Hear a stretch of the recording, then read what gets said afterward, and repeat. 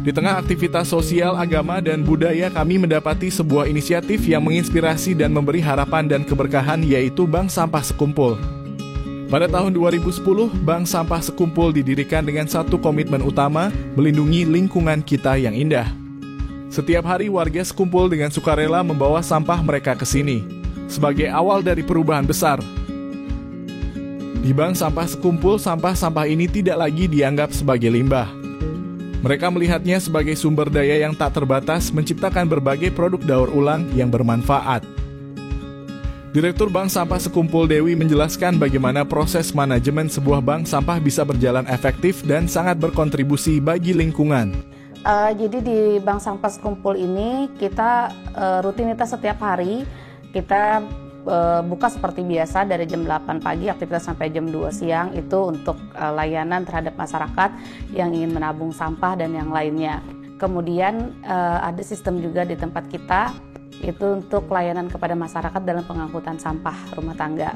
Nah, jadi kita juga ada armada di sini untuk melayani masyarakat mengangkut sampah mereka ke TPS seperti itu yang nantinya akan kita pilah dan selanjutnya yang residu kita bawa ke TPA. Kita di sini bagian yang mungkin dikatakan sangat membantu karena kapasitas pemerintah kan tidak semua bisa terjangkau. Artinya sebenarnya seharusnya penanganan sampah di desa ataupun kelurahan itu ditangani oleh desa dan kelurahannya masing-masing. Karena sampah ini kan dari kita nih, dari ibaratnya individu ataupun kelompok yang menimbulkan sampah, kemudian sampahnya harusnya jadi tanggung jawab sendiri. Nah, memang pemerintah daerah punya tanggung jawab, tapi mereka hanya dari TPS ke TPA.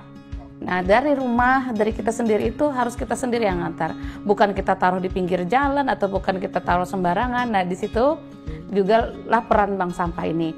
Kemudian bank sampah ini juga salah satu lembaga yang menjadi poin penting dalam pengurangan timbulan sampah. Kenapa seperti itu? Karena dengan adanya bank sampah ini, masyarakat itu mulai memilah sampah dari rumah, sampah mereka yang terpilah dibawa ke bank sampah untuk ditabungkan. Nah, yang ditabungkan itulah mereka akan menjadi nilai rupiah nantinya, seperti itu. Dan kita tidak hanya secara tunai juga, karena kita berharap masyarakat juga lebih tertarik, makanya kita bisa pembelian token listrik, kemudian juga kuota dan lainnya, pembayaran PDAM listrik dalam bentuk digital. Kemudian juga ada toko sembako, nah ini kan bisa dilihat ditukar segala macam. Dan terbaru kita, tapi ini masih dalam tahap uji coba untuk timbangan digital. Jadi masyarakat udah bisa lewat aplikasi lihat saldo mereka sendiri.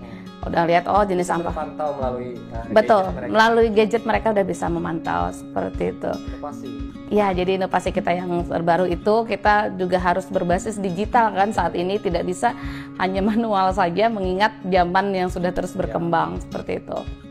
Kalau harapan mungkin terbesarnya adalah bank sampah ini akan menjadi industri yang besar karena belum ada di Kalimantan industri untuk persampahan. Kenapa jadi saya sampaikan seperti itu, walaupun mungkin sangat jauh lagi, tapi tidak menutup kemungkinan. Karena selama ini pun semua hanya berasal dari keyakinan. Kita yakin bahwa bank sampah itu bisa maju, yakin bank sampah ini bisa berkembang. Dan pada kenyataannya beberapa tahun ini alhamdulillah bisa dilihat orang banyak, dikenal segala macamnya. Harapan tertinggi secara pribadi dan mungkin dapat juga yang lainnya rasakan adalah di Kalimantan ini belum ada industri yang biji plastik langsung bercetak. Nah, jadi belum ada lagi yang langsung jadi ember, belum ada yang langsung jadi toples dan segala macam. Kalau kita bisa sampai industri besar itu, ya, jadi pabrik industri itu, jangan ditanya lagi, udah kita kelola sendiri di Kalsel dan harga sampah bisa lebih tinggi. Selama ini kan ngirimnya ke Pulau Jawa nih, kita perlu kos yang banyak. Nah, kos yang banyak, kemudian akhirnya harga itu kan ditentukan industri. Nggak bisa kita fluktuatif tiap bulan itu ditentukan mereka, nggak bisa kita nentuin harga sekian ke masyarakat, sementara industri nggak nyampe segitu, nggak mungkin.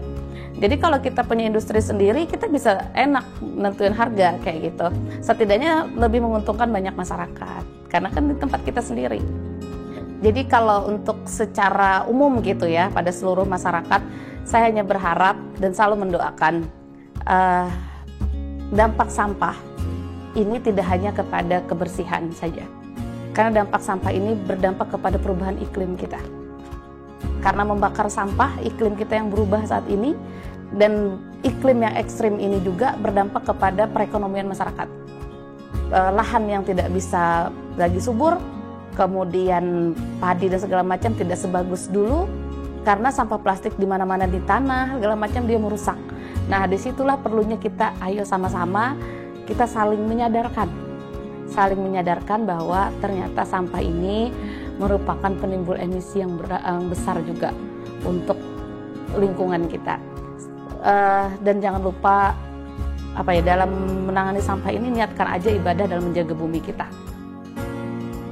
Peran Bank Sampah Sekumpul dinilai sangat penting, berbasis dari masyarakat kepada masyarakat, dan masyarakat sendiri juga yang mengolahnya menjadi suatu produk.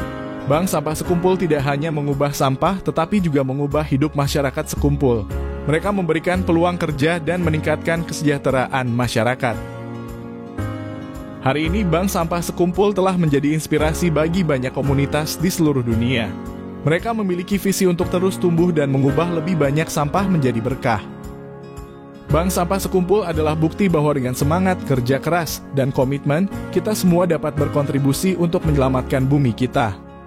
Mari meniatkan untuk selalu menjaga lingkungan, menjaga kebersihan sebagai bagian dari ibadah, dan menjaga bumi tempat tinggal kita bersama.